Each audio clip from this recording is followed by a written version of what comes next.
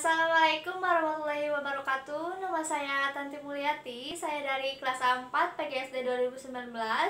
Saya ingin menjelaskan atau mengajak kalian belajar mengenai ketampakan rupa bumi. Maksudnya, bagaimana sih ketampakan rupa bumi itu? Nah, seperti yang kita ketahui, ketampakan rupa bumi itu terdiri dari udara, daratan, dan perairan. Nah, yang akan kita bahas kali ini yaitu ketampakan rupa bumi perairan. Kira-kira ada yang tahu nggak apa yang akan kita bahas selanjutnya? Yuk kita simak. Selanjutnya kita akan masuk ke materi ketampakan rupa bumi perairan. Nah, yang akan kita bahas kali ini yaitu ketampakan rupa bumi laut, sungai, danau, dan rawa.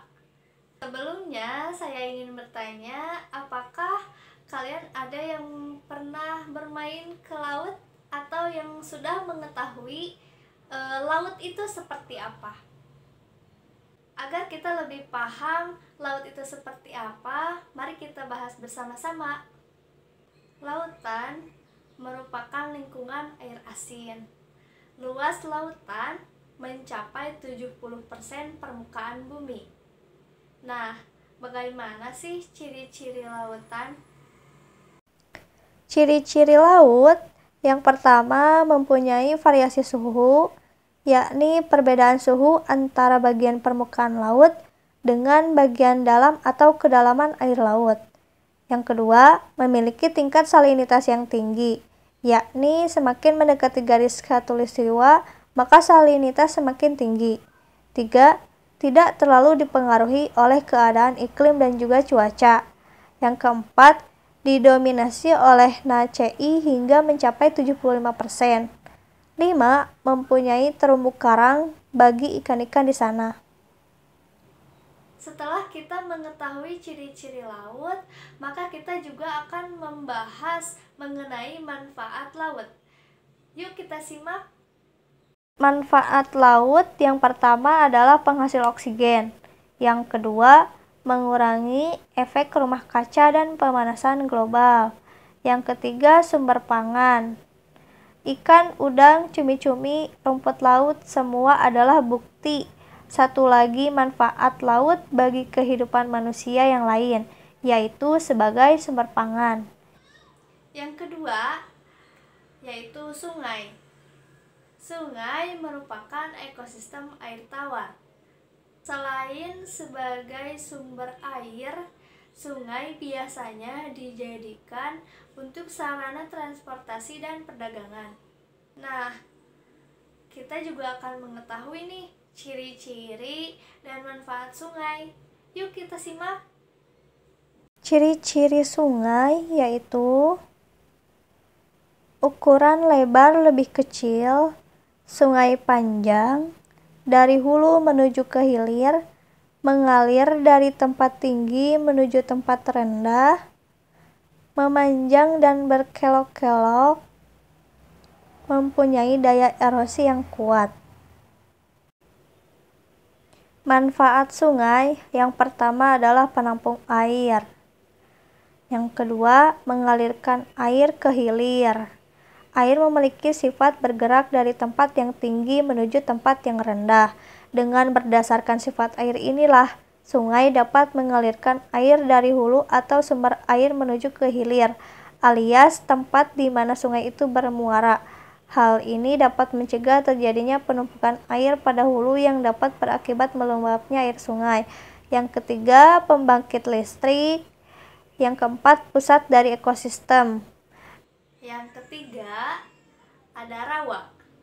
Rawa merupakan genangan air di daratan yang bercampur dengan lumpur. Nah, untuk mengetahui lebih lanjut ciri-ciri rawa dan manfaat dari rawa, kita akan bahas selanjutnya ya. Ciri-ciri rawa yang pertama, warna air cenderung keruh bahkan terkadang merah.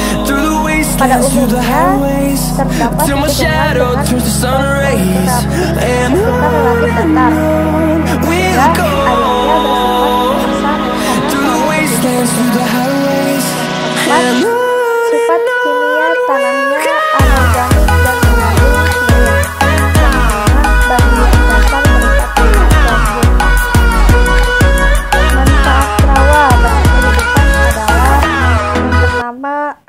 dimanfaatkan sebagai sumber mata air. Yang kedua, rawa dimanfaatkan untuk melindungi ekosistem bagi mereka yang tinggal di daerah pesisir. Yang ketiga, untuk melindungi lingkungan dari banjir. 4. Sebagai sumber mata pencaharian. Yang kelima, sebagai lahan untuk membuat daratan. Yang keenam, sebagai sumber konsumsi. 7. Untuk lokasi wisata. 8. Sebagai pembudidayaan ikan. Yang kesembilan, untuk menggeburkan tanah. 10. Untuk memperbaiki kualitas udara. Pembahasan kita yang terakhir yaitu danau. Danau merupakan genangan air yang luas yang dikelilingi oleh daratan. Ciri-ciri danau. Danau memiliki kedalaman yang sangat dalam yang terletak di daratan. Yang kedua, umumnya pada tepi danau ditemukan tanaman air seperti eceng gondok dan berbagai jenis ganggang. Yang ketiga, berbeda dengan laut. Danau tidak berombak dan hanya menghasilkan gelombang kecil pada permukaan air. 4. Biasanya danau terletak di daratan tinggi, sehingga permukaan danau lebih tinggi dibandingkan dengan permukaan laut. 5. Air danau dapat berasal dari air hujan, air tanah, ataupun aliran air sungai. 6. Jenis material dasar danau sangat bervariasi seperti pasir, lumpur, tanaman mati, dan juga hewan mati. Sekian yang dapat saya sampaikan dan jelaskan. Semoga teman-teman bisa memahami apa yang saya paparkan di sini. Semoga sehat selalu dan semangat terus belajarnya. Wassalamualaikum warahmatullahi wabarakatuh.